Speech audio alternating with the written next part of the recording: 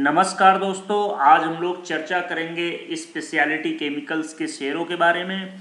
और दोस्तों, चार शेयर बहुत चर्चा में रहते हैं। एक पहला शेयर हिमाद्री स्पेशलिटी केमिकल्स, दूसरा है नोसिल का शेयर, तीसरा थिरुमलाई केमिकल्स और चौथा भंसाली इंजीनियरिंग।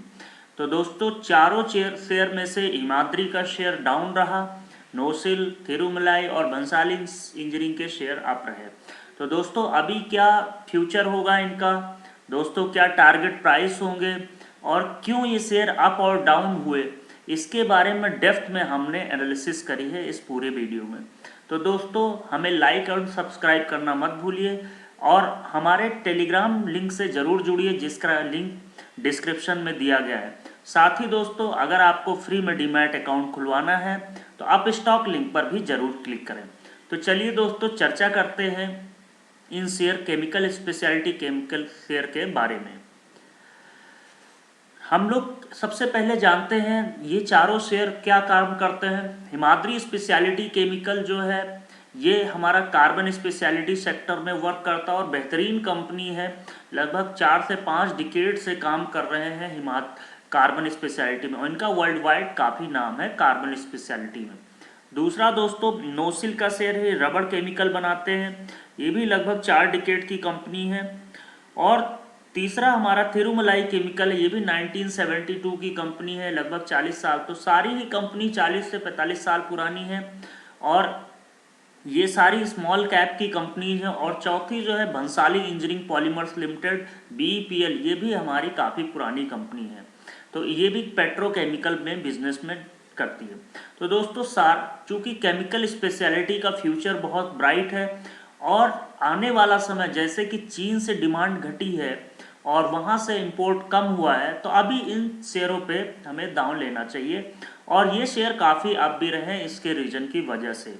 तो HSCL, नोसिल, थिरुमलाई और बंसाली आपके रडार पे रहने चाहिए हमेशा। जब भी आपको बाइंग प्राइस सही लगे तो बाई करना चाहिए।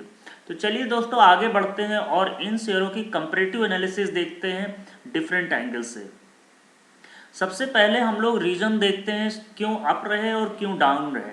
हिमाद्री स्पेशलिटी केमिकल्स का शेयर इसलिए डाउन हुआ दोस्तों क्योंकि इनके जो फाइनेंशियल ऑफिसर थे मिस्टर कमलेश अग्रवाल, उन्होंने करीब 2.1 मिलियन स्टॉक सेल किया है और एवरेज प्राइस ऑफ 46 रुपीज़ के आसपास, जो कि उनकी जो होल्डिंग थी उसमें 97% होल्डिंग उन्होंने खाली किया है।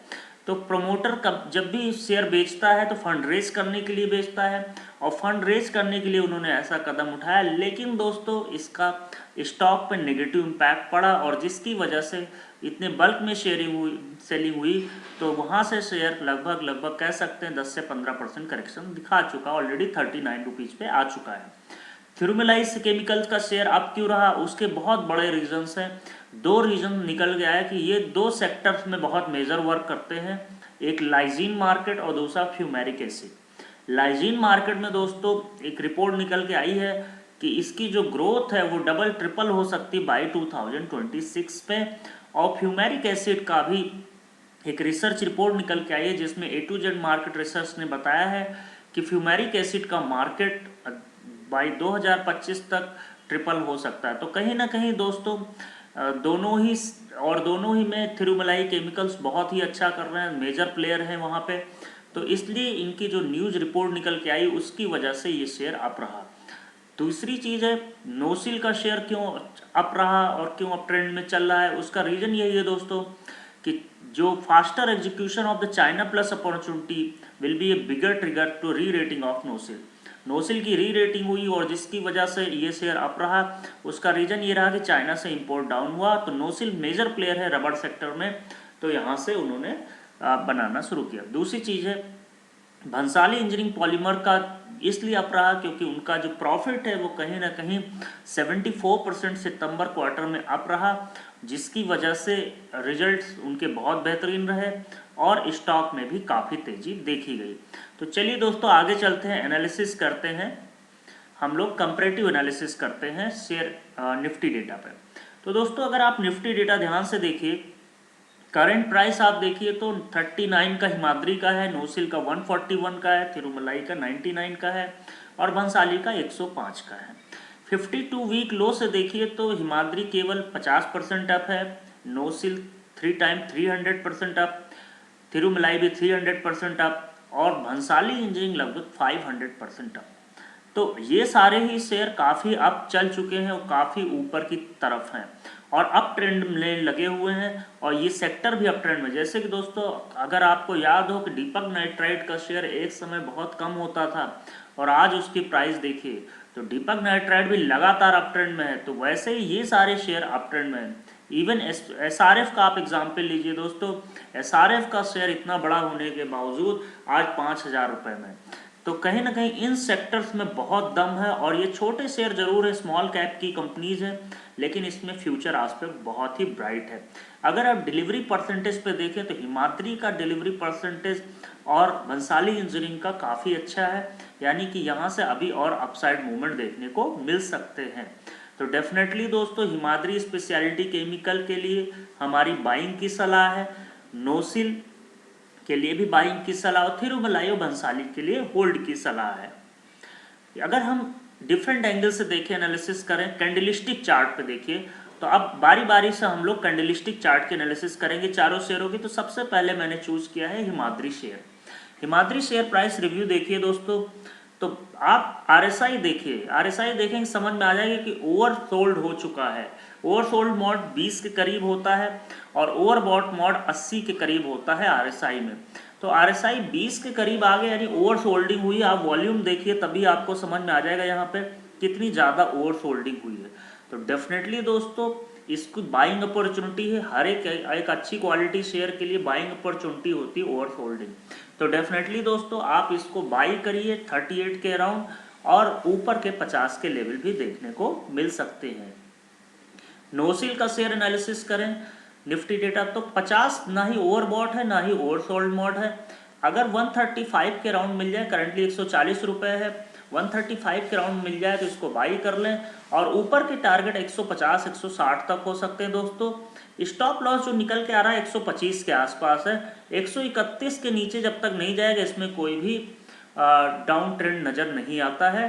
तो यहाँ से भी फ्रेश लेवल अगर आपको बाई करना है तो 135 के आसपास बाई करिए, वहाँ से आपको 20% तक रिटर्न विद इन 3 मंथ देखने को मिल सकते हैं। तीसरी चीज़ है भंसाली इंजीनियरिंग का शेयर एनालिसिस करें और निफ्टी डेटा 3 मंथ पे चार्ट पे देखिए, तो दोस्तों ये ओवरबॉट मोड के काफ़ी करीब है, 80 करीब पहुंच चुका है। लेकिन दोस्तों जिस हिसाब से इसके वॉल्यूम्स आए हैं अभी क्या और पोटेंशियल होंगे। तो मेरा ये कहना है कि आपको जो बाइंग लेवल है वो 90 के आसपास बाई करिए, 88 के आसपास, और अप साइड यहाँ से 130 के करीब देखने को मिल सकते हैं। लेकिन दोस्तों स्टॉप लॉस यहाँ पे 74 का होगा या 70 का होगा और टारगेट ऊपर की तरफ है। लेकिन दोस्तों आपको एक काम जरूर करना है कि अभी इसमें फ्रेश बाइंग ना करें।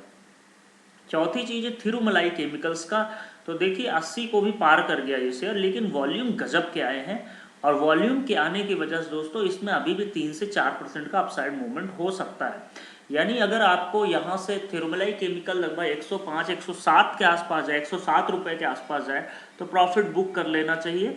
और अगर डाउन साइड आए लगभग 80-85 रुपये पे तब फिर से फ्रेश बाइंग करनी चाहिए।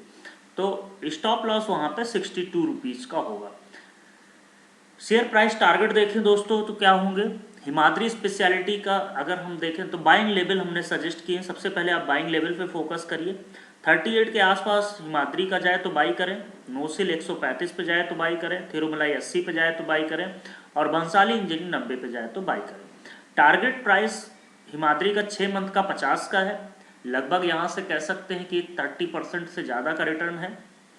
और नोसिल का जो है टारगेट प्राइस 150 का है, यहाँ से भी लगभग आप 10% का रिटर्न 3 मंथ में देख सकते हैं। और थिरुमलाई का जो 130 का टारगेट है लगभग यहाँ से भी 30% अपसाइड मूवमेंट 3 मंथ में देख सकते हैं। और भंसाली इंजीनियरिंग का भी लगभग 20% आप 3 मंथ में देख सकते हैं। तो दोस्तों स्टॉप लॉस ज़रूर लगाइए, किसी भी स्टॉप लॉस। और हिमाद्री का जो स्टॉप लॉस होगा वो लगभग 35 रुपीज़ के आसपास है।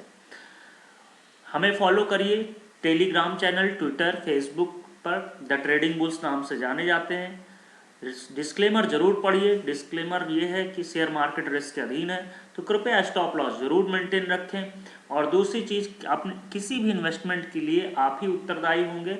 अपने फाइनेंशियल एडवाइजर से सलाह लेके या खुद के एनालिसिस करके ही पैसा लगाएं। थैंक यू दोस्तों।